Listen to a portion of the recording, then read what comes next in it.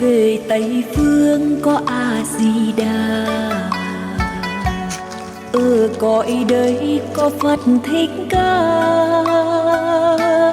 Phật hai nước phát tâm là độ dân chúng nơi ta bà, về bên cõi A Di Đà.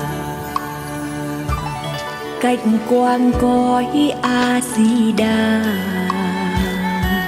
ngọc lưu ly xây hành lang, dùng châu lưới bao quanh nhà, hàng cây báu sung la đà, đường đi cùng chân châu Nga.